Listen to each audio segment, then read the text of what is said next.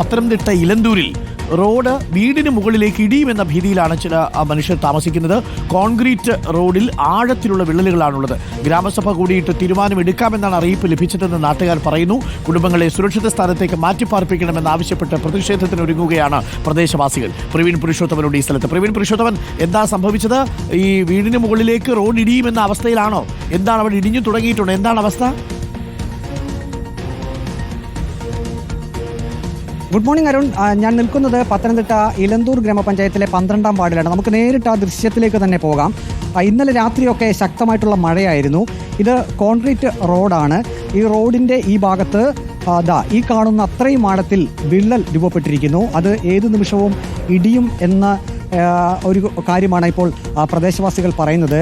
ഈ റോഡിനോട് ചേർന്ന് തന്നെ സംരക്ഷണ ഭിത്തിയുമുണ്ട്. നമുക്ക് കാണാം, ദൃശ്യത്തിൽ കാണാം, ആ സംരക്ഷണ ഭിത്തിയിൽ നിന്നും ഏതാനും ചൂടുകൾ മാത്രം താഴെ, അത് ആഴത്തിലാണ്, അവിടെ ഒരു വീടും നമുക്ക് കാണാൻ സാധിക്കും. അവിടെ കുട്ടികൾ ഉൾപ്പെടെ ഉള്ളവരുണ്ട്.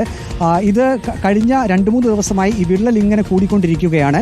ഈ സംരക്ഷണ ഭിത്തിയും ഇടിഞ്ഞ് ഏത് നിമിഷവും വീടിൻ്റെ ആ ഭാഗത്തേക്ക് റോഡ് വീഴും എന്ന ഒരു അവസ്ഥയിൽ കൂടിയാണ്. അതാണിപ്പോൾ ഈ കുടുംബാംഗങ്ങൾക്കും ഒരു ഭയമുള്ളത്.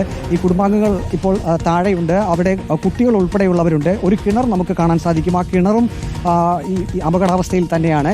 ഇത് കരിങ്കൽ കെട്ടാണ്. പഞ്ചായത്തിൻ്റെ റോഡിന് അരികിലുള്ള കൽക്കെട്ടാണ്.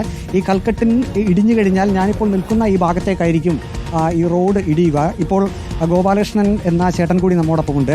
നിങ്ങൾക്ക് ശരിക്കും ഭയമുണ്ടോ ഈ കാര്യത്തിൽ? ഒരു മാസമായി കിടന്ന് ഉറങ്ങിയിട്ട്. ഇത് പിള്ളേർ വീണ പിന്നെ ഉറങ്ങിയിട്ടില്ല.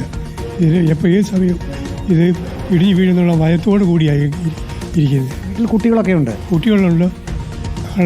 10 പേരുണ്ട് ഇവിടെ. എവിടെയൊക്കെ നിങ്ങൾ ഇത് പരാതി നൽകിയിരുന്നു? ഞാൻ കളക്ടറേറ്റിലെ ജില്ലാ പഞ്ചായത്തിൽ. അവരെന്താണ് മറുപടി നൽകിയത്? അവരാരും ഒന്നും പറഞ്ഞില്ല. പഞ്ചായത്ത് പറഞ്ഞ് നാളെ ഗ്രാമസഭ കൂടുന്നുണ്ട്. ഗ്രാമസഭ കൂടുന്നുടനെ നാളെ ഇത് നോക്കിയിട്ട് ചെയ്യാമെന്നാണ് പറഞ്ഞു. ഗ്രാമസഭ ചേരുന്നതിന് മുമ്പ് വലിയ മഴ പെയ്താൽ ഒരു പക്ഷേ ഇടിയും, അതാണോ ഭയം? അതിന് മുമ്പ് പഞ്ചായത്ത് മെമ്പറെ വിളിച്ച് പറഞ്ഞിട്ട് അവരൊന്നും തിരിഞ്ഞു പോലും നോക്കിയിട്ടില്ല. ഇതിങ്ങനെ വിള്ളൽ വീണ് കഴിഞ്ഞപ്പോൾ ഞങ്ങൾക്ക് പേടിയായിപ്പോയി. പേടിയായപ്പോൾ ഞങ്ങൾ പറഞ്ഞു ഇതുപോലെ ഒന്ന് നോക്കാൻ പോലും അവർ വന്ന് നോക്കിയിട്ടില്ല.